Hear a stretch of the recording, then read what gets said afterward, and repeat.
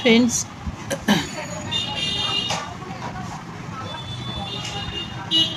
বলার মতন কিছু তো ভাষা পাচ্ছি না, তোমরা সবই জানো। 9th মে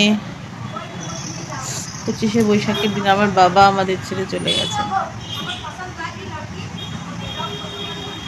ওই দিনটা আমার মায়েরও চলে যাওয়ার দিন ছিল,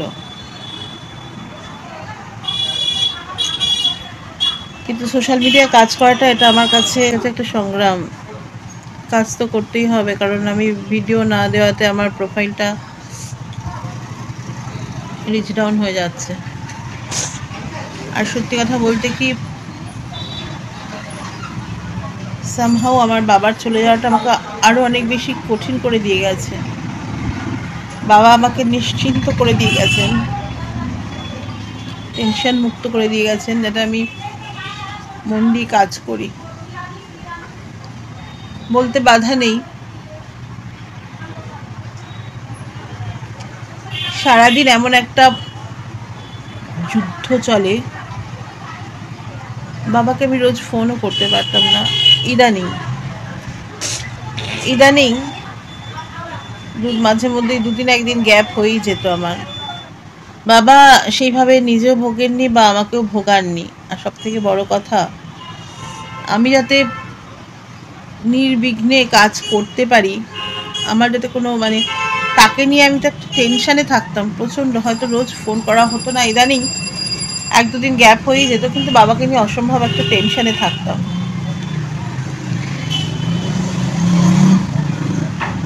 যাতে আমার কোনো রকম টেনশন আমাকে না পোহাতে হয়।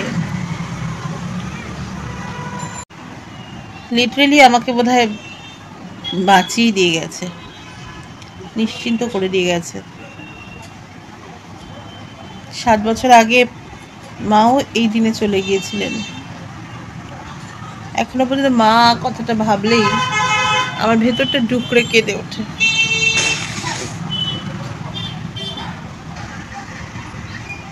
একটা সময় বাপি, সবাই বলতো আমি হেঁটে গেলে বোধহয় আমার বাপির বুকে, বা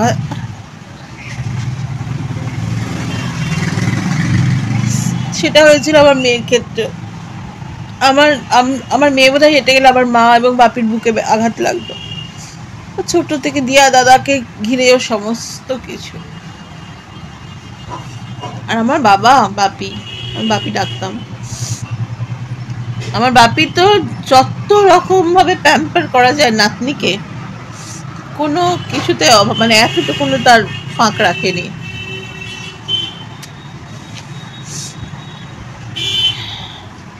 আমি নিজে চোখের জল ফেলতে পারছি না আমার মেয়ের দিকে তাকিয়ে, কারণ আমি যদি কাঁদি ও আরো ভেঙে পড়বে। আমার মেয়েকে দেখতেই পাচ্ছ তোমরা, আমি এখন ওকে জোর করে নিয়ে বসেছি, চল একটু বন্ধুদের সাথে কথা বলি, কারণ আমার ভিডিও না দিলে আমার প্রোফাইলটার রিচ ডাউন হয়ে যাচ্ছে। ভিডিও আমাকে দিতেই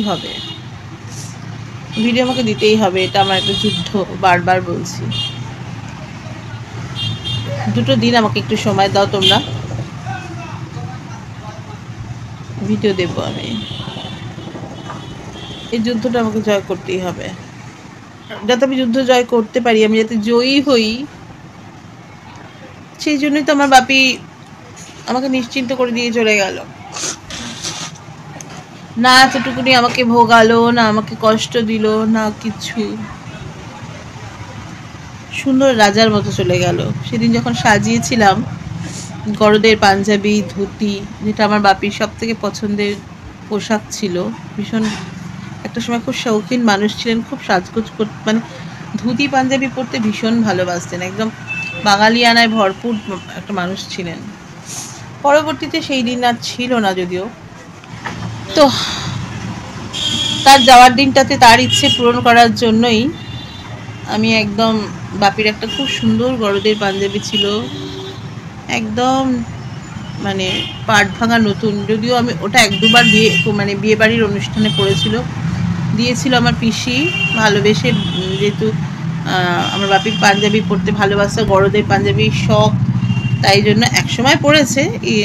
ইদানিং আমার পিসির মেয়ের বিয়ের সময় ওই গরদের পাঞ্জাবিটা পিসি দিয়েছিল, আর সেই সাথে একটা নতুন ধুতি ছিল, বাপিকে সুন্দর করে সাজিয়ে দিয়েছিলাম আর একদম রাজার মতো লাগছিল। যদিও সেই ছবি আমি অনেকে ছবি তুলেছিল, কিন্তু সেই ছবি সোশ্যাল মিডিয়াতে দেওয়ার আমি পারবো না দিতে, মার্জনা করো। আমার চোখের সামনে চলে গেল, চোখের সামনে। ওই মুহূর্তগুলো আমি দিতে চাই না, তাই ভিডিও করিনি। যাই হোক, ভীষণ সুন্দর দেখতে লাগছিল। তো আমার এই মেয়েকে আমাকে একটু সামলাতে হবে, একদম ভেঙে পড়েছে, একদম ভেঙে পড়েছে। ওকে একটু সামলাতে হবে। আমাকে একটু কটা দিন তোমরা সময় দাও।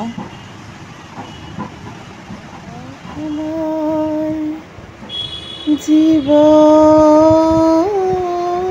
নদীর ওপারে